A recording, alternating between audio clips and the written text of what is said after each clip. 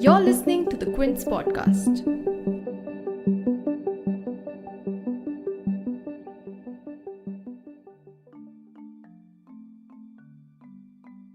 A new political map by Nepal has riled up animosity with India. This new map claims regions of Kalapani, Lipulekh and Limpiyadhura, which are at the trijunction of India, Nepal and Tibet, to be a part of Nepal's territory. By doing so, Nepal has rejected India's claim over these territories. The issue made a resurgence again recently as Defence Minister Rajnath Singh inaugurated a crucial 80-kilometer link road to Kailash-Mansarovar in Tibet, connecting the Lipulekh Pass along the border with China.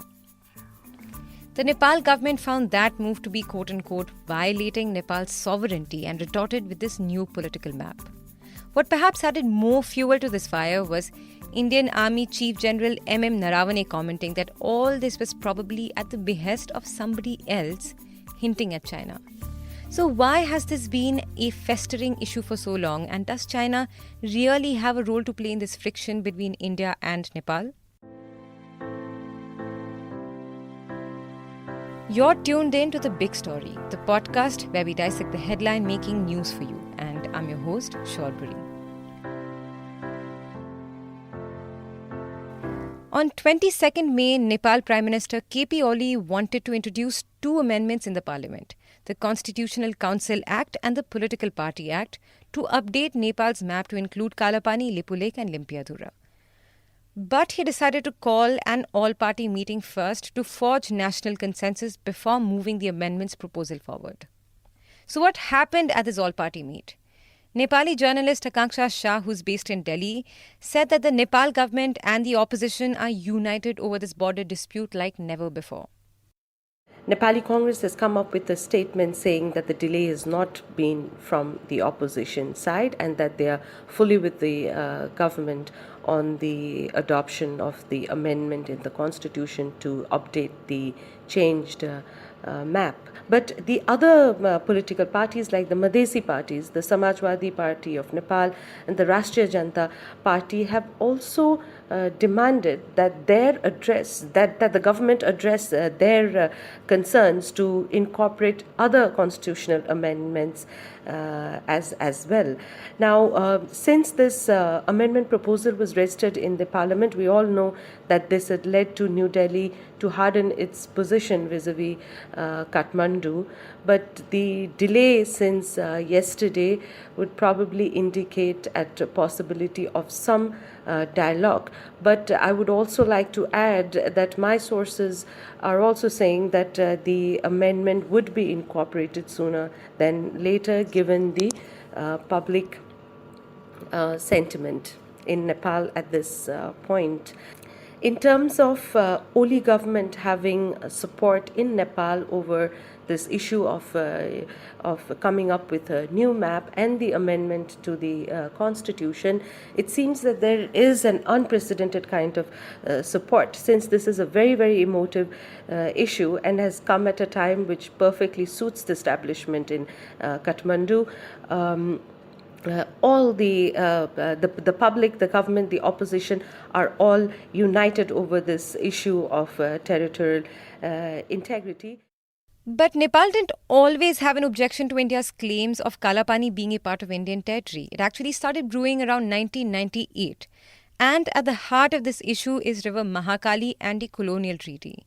The Treaty of Sagauli between British India and Nepal marked Nepal's border, and Article 5 of this treaty reads, quote, "Areas east of Kali River belong to Nepal," end quote.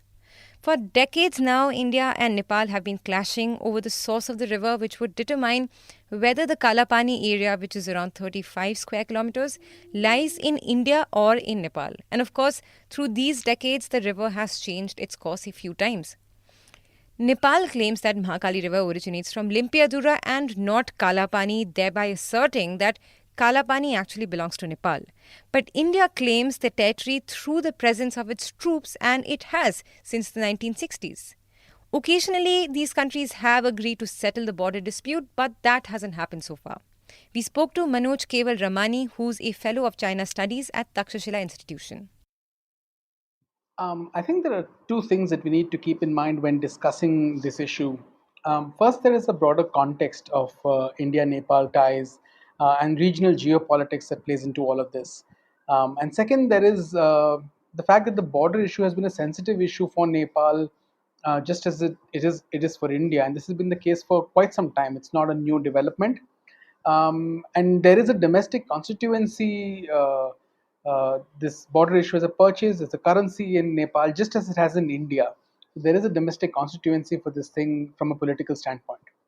On the broader context that I mentioned, you need to keep in mind that India and Nepal are neighboring countries with a history of rather deep economic, political, military, and people-to-people exchanges. I mean, we have an open border, so that just tells you about the trust, the fact that there are deep army linkages across, military linkages across in both the countries. India is also Nepal's biggest economic partner, and that's overwhelmingly the case. We are massively dominant in terms of the economy of Nepal. Um, and historically, therefore, India has been an active player, to say the least, in Nepal's domestic politics. Nepal is also a landlocked country which is sandwiched between India and China. And this leads to issues such as the Sino Indian rivalry for influence playing out in that country. But it also sort of creates a room for Nepali politicians to, hedge and to create room for maneuver as they pursue their interests. In 2015, there were very high tensions between both sides after, amid Nepal sort of putting together a new constitution, and there were tensions between India and Nepal with regard to the Madhesi issue, and then you had a blockade imposed by India, sort of an unofficial blockade, as you would call it, which led to a lot of resentment within Nepal. Um, Down the road, after that blockade and after the new constitution was put into place, you had elections in Nepal, following which you had the two big communist parties in Nepal merging to create the NCP, with KP Oli as the prime minister. So you can see that inherently, as you've seen these political parties merge, there are internal political dynamics of push and pull that will continue down the road. If you look at 2019, in November last year, India issued a new map after the reorganization of Jammu and Kashmir, after the abolition of Article 370.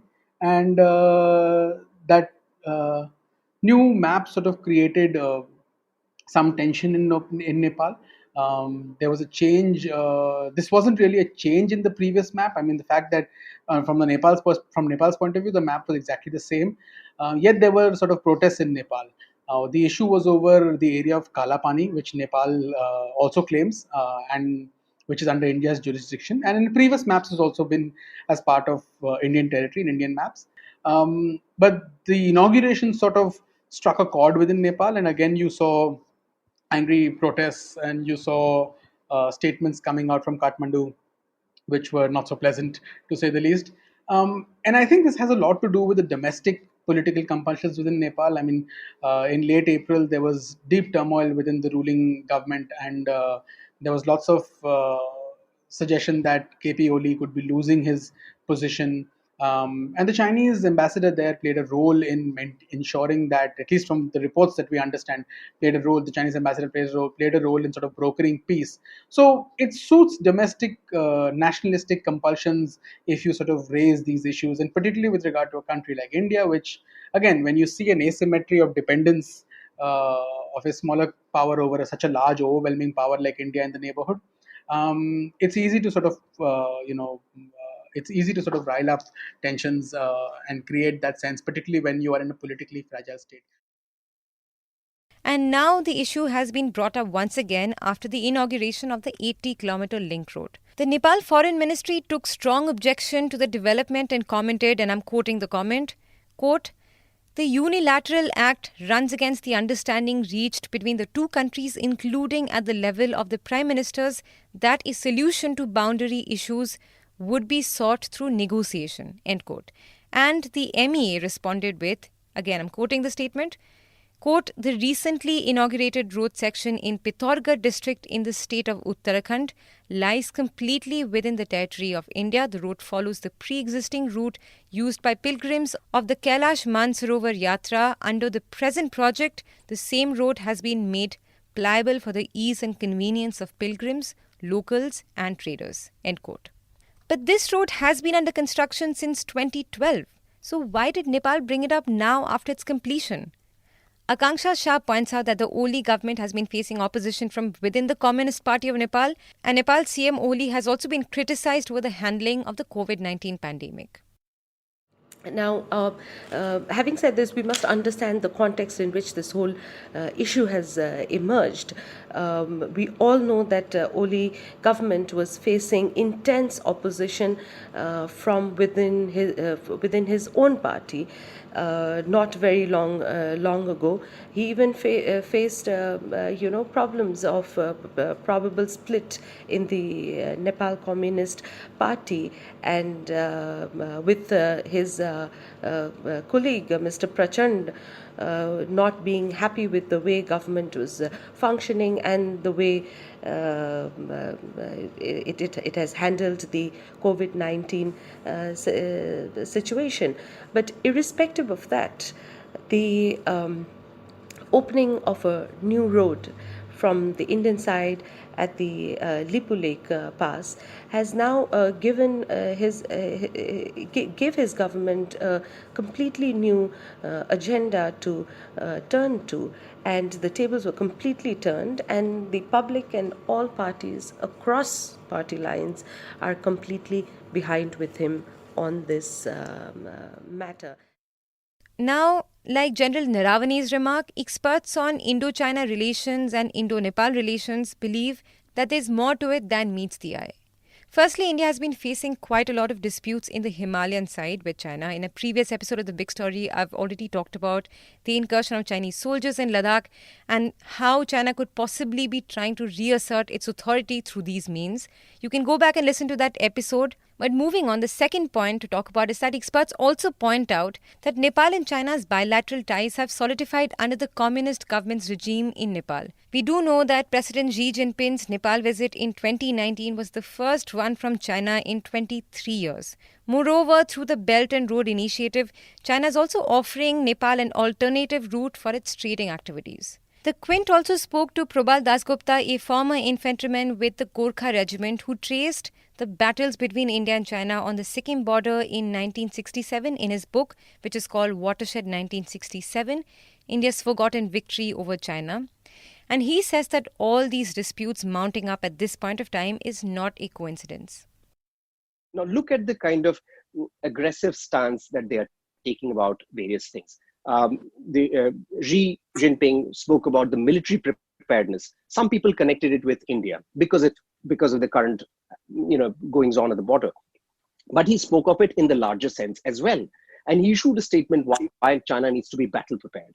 The Taiwan statement, the Hong Kong goings on. So there's been a pressure, and there's also a line passed this session asking the Chinese government to be more assertive with countries outside who are likely to form an alliance, and this is something that they had passed at the session. Now, given that they had, the way they wanted to respond to India was not only along the LAC, but if you look at it, they've also used Nepal to take on India. Of course, Nepal has also backed down. It's a coincidence that even Nepal has backed down at the same time that China has been backing down. So there are certain things that kind of tell us how the smaller nations were used to act on their behest. But what moves are likely to address it now that Naravane has commented about the tension being fueled by quote-unquote somebody else? And we go back to Manoj Keval Ramani here. In terms of what to expect going forward, I think that's a good question. How should this get resolved? To me, look, there's not really much that needs to happen. What essentially needs to happen is for both sides to realize, both India and Nepal, that there are certain things that we can do which can end up creating stresses and tensions which are not necessarily in our interests. I think it's important, obviously, for India, to the Indian government to reflect on how it went about proclaiming the road and all of that, and whether some of that could have been avoided while you actually make the changes. Because look, the fact is that this road on which there is a current issue has been built for a very, very long period of time, right? The construction has been on since at least as far as 2012. So it's not a new thing that this road is being built by the Indians. But I think it's important to sort of understand that there are certain kinds of actions that you might end up taking which may trigger reactions, and those might not necessarily be in your interests, given the political sensitivities across the border. And it's good for even folks across the border to sort of realize that rabble rousing and ratcheting up tensions are also not in the broader strategic interests of Nepal. So I think both countries need to sort of keep that in perspective and make sure that normal diplomacy sort of takes charge once again and tensions are sort of cooled down. The trade linkages between India and broader South Asia are not great, and we need to expand that. Expanding trade, expanding connectivity within the region, which is all assumed strategic significance, specifically after the BRI was launched. So I think we need to play this out far more sensibly with cooler heads and keeping the strategic objective in mind. If you like listening to this episode, please subscribe to the Big Story playlist for episodic updates. We're live on Apple, Google Podcast, Spotify, JioSaavn, and most of the other popular podcast streaming platforms. For other podcasts, please log on to the Quint website and check out the podcast section. For any feedback, shoot an email to podcast@thequint.com.